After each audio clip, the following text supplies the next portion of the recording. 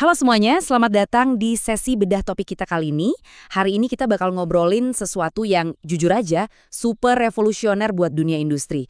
Kita mau bongkar habis-habisan rahasia di balik smart motor atau motor cerdas. Tenang aja, kita nggak cuma bahas teori ngawang soal Internet of Things skala publik kok. Kita bakal pelan-pelan bedah konsepnya dari yang makro banget sampai ke tutorial praktis gimana sih cara bikin hardware-nya sendiri cuma pakai microcontroller ESP itu.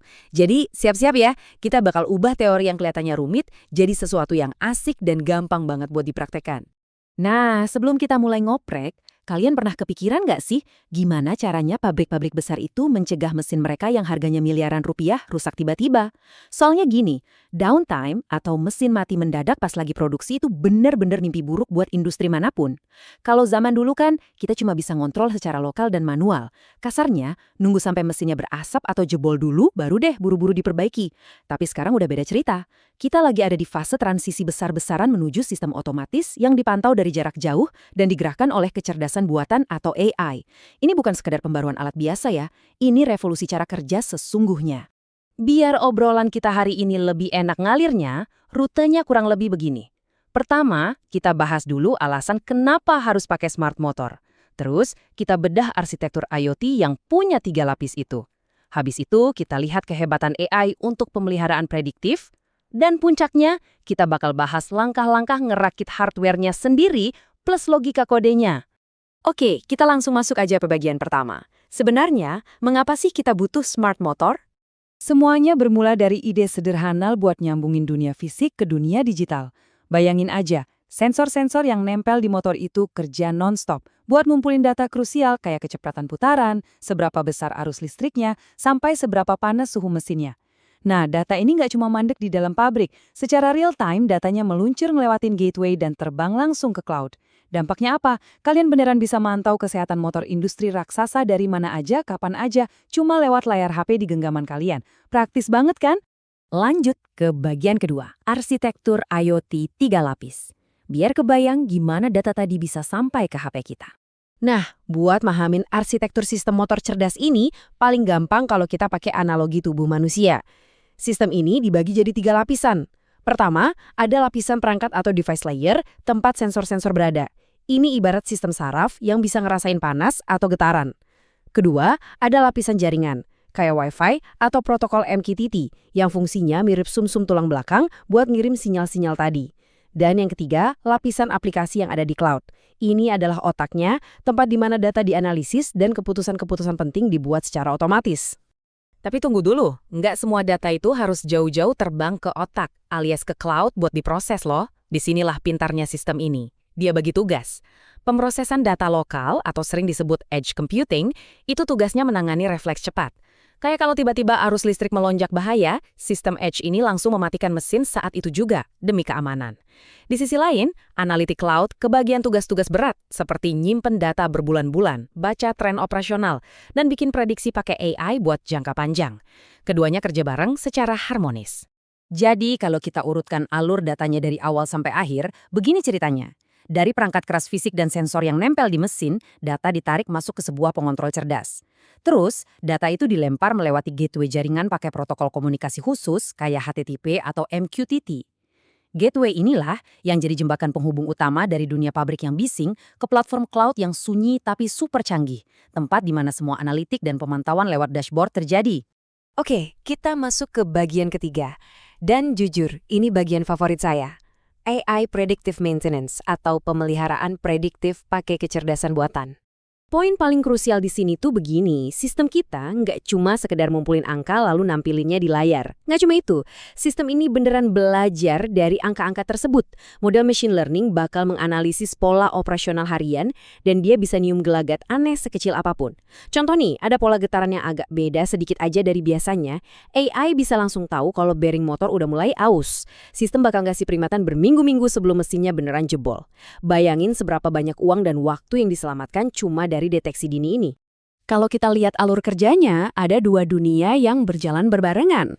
Di satu sisi, ada rutinitas harian operasional pabrik, di mana sensor terus ngebaca data, nentuin mana batas normalnya, dan kalau ada anomali, dia langsung otomatis bikin peringatan buat teknisi. Terus, di balik layar ada proses keajaiban AI-nya. Data operasional itu dipakai buat melatih model jaringan saraf buatan. Setelah AI ini pintar dan divalidasi, modelnya langsung ditanamkan balik ke sistem buat jadi peramal kerusakan mesin. Keren banget kan? Penerapan teknologi kayak gini benar-benar ngubah pabrik biasa jadi smart factory.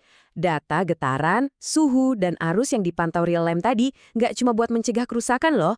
Model machine learning ini juga secara cerdas dan otomatis mengatur kecepatan motor sesuai sama kondisi beban kerjanya saat itu juga. Artinya, motor nggak bakal muter ngebut kalau memang nggak perlu. Hasil akhirnya, pabrik bisa menghemat konsumsi energi secara signifikan tanpa ngorbanin produktivitas. Nah, sekarang di bagian keempat, mari kita rakit hardware-nya. Kita bakal turun tangan langsung. Kabar baiknya buat teman-teman semua, buat ngebangun sistem canggih kayak gini, kalian nggak butuh modal miliaran. Kalian bisa mulai pakai komponen-komponen terjangkau yang gampang banget dicari. Kalian butuh microcontroller kayak ESP32 atau Arduino Nano buat jadi otaknya. Terus, tambahin sensor arus ACS712, sebuah sensor suhu, dan driver motor buat ngegerakin mesinnya. Buat tampilannya pakai aja layanan dashboard gratis kayak ThinkSpeak atau Blink. Percaya nggak percaya, komponen-komponen simple di atas breadboard ini secara luar biasa mensimulasikan arsitektur sistem industri skala penuh. Kalau ngomongin soal perakitan atau wiring, logikanya sangat rapi dan gampang diikuti. Biarkan sensor arus dan sensor suhu bertugas sebagai mata dan kulit yang ngerasain kondisi listrik dan panas dari motor. Nah, sensor-sensor ini nyetor datanya ke microcontroller di tengah. Microcontroller ini lalu punya dua kerjaan utama. Pertama, merintahin relay buat nyalain atau matiin motor. Dan kedua, nyiapin datanya buat dipancarkan ke cloud lewat Wi-Fi. Makanya kita pakai ESP32, karena dia udah punya fitur Wi-Fi bawaan yang super praktis. Terakhir, di bagian kelima, kita bahas logika kode dan otomatisasi. Jangan panik duluan ya kalau kalian bukan programmer, kode ini tuh pahlawan tanpa tanda jasa di dunia industri. Kita nggak usah baca sintaks kodenya satu-satu. Intinya, kode ini ngasih instruksi tegas. Kalau arusnya lebih dari 6 ampere atau suhunya lewat dari 50 derajat, langsung matiin motornya sekarang juga. Ini yang tadi kita bahas sebagai refleks keselamatan di tingkat edge, bener-bener perlindungan instan buat mencegah alat kita meleleh atau bahkan kebakaran gara-gara nungguin teknisi. Ambang batas keamanan yang baru aja kita buat di kode ESP32 tadi, itu jadi batasan mutlak. Selama metrik arus dan suhunya ada di bawah batas aman, ya motor beroperasi mulus dan efisien seperti biasa. Tapi, sedetik aja dia nyentuh batas itu, entah karena beban kerjanya tiba-tiba kelewat berat atau ada bagian yang macet, sistem akan langsung memicu emergency stop. Jadi, kita nggak perlu lagi nunggu sampai ada percikan api atau bau hangus buat tahu kalau ada yang salah. Langkah pamungkasnya nih, pastikan microcontroller kalian connect ke internet. Baris kode sederhana untuk menghubungkan Wi-Fi ini yang bikin alat buatan kalian bisa melakukan streaming data sensor langsung ke platform cloud. Jadinya, semua pembacaan sensor lokal tadi bakal berubah jadi grafik visual yang bergerak naik turun secara real-time di dashboard kalian. Bisa dipantau sambil ngopi dari mana aja. Nah, sebagai penutup, kita kan baru aja ngebuktiin kalau logika pinter dari microcontroller dan beberapa sensor sederhana aja udah cukup kuat buat mencegah hancurnya satu motor listrik.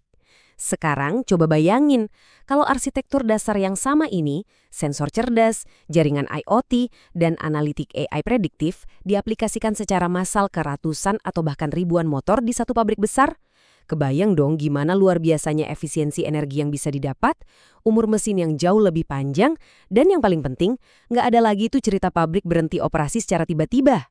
Gila banget kan dampaknya? Itulah esensi sesungguhnya dari industri 4.0. Semoga sesi bedah topik kali ini bikin kalian terinspirasi buat mulai ngoprek proyek Smart IoT kalian sendiri ya. Sampai jumpa di topik seru kita berikutnya.